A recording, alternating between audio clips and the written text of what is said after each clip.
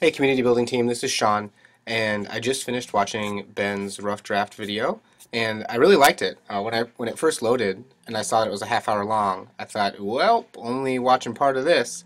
But I found myself about 5, 6 minutes in, totally wrapped with attention, and then I ended up at minute 20, and I was like, oh, all right, turns out this is interesting. Ben, you're wildly diverse and intelligent and knowledgeable about the field, so I really appreciate listening to it. And I can see this getting 6 bajillion views, on any sort of Vimeo or YouTube or whatever.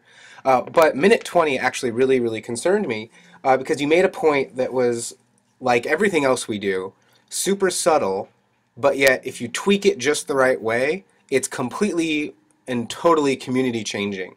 And you made this point that when you moved back to Germany, you said, I'm going to meet these people and have conversations with them, but I'm going to figure out what makes them tick. I'm going to ask simple questions that people like to answer, like, what are you learning? What do you do? What are you good at? What do you like?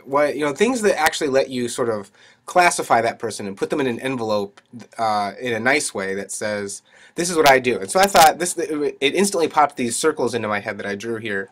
You imagine someone right here. This person really, really, really wants to learn CSS, but already knows how to play the guitar. And I know people are more complicated than this, but this is just an example.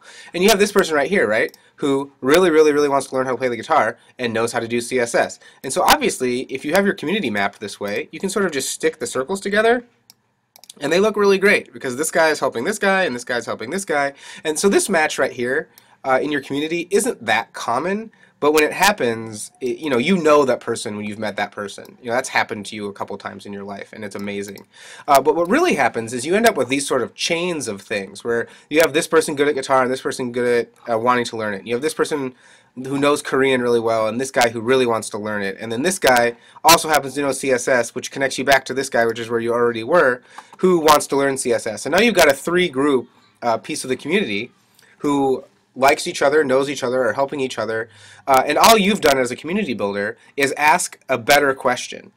Instead of meeting someone and saying, oh hey, I'm Sean, yep, I teach, and then the other person says, hey, I do these things, then it's awkward, and you kind of don't know what to say after that. Oh, cool project, hope you guys make it big.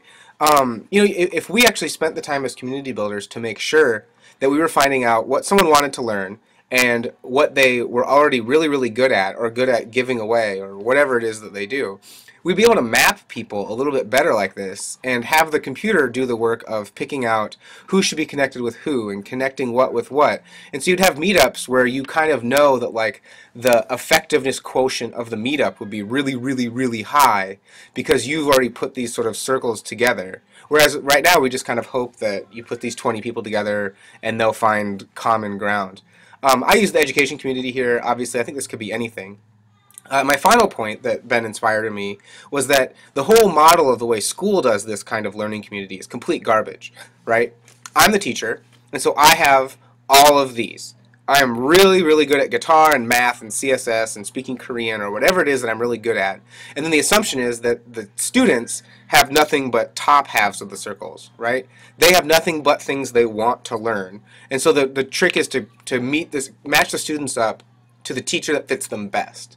And that just is so backwards, because we realize if we actually map the community of a school, which is the teachers, the admins, the parents, and the students all together, you'd have a circle that was completely filled for each person in the community, and you could do a way, way better job of connecting people and a way more effective job of education if you were honoring the fact that there are people other than teachers who can do a really bang-up job of prepping someone to learn something. We just don't pay attention to that. You talk to a student, he says, yeah, I run triathlons and I train and I have to be really serious about my nutrition. Right now we kind of just say, oh, that's cute. Well, let's do something else. And it's really hard to honor that.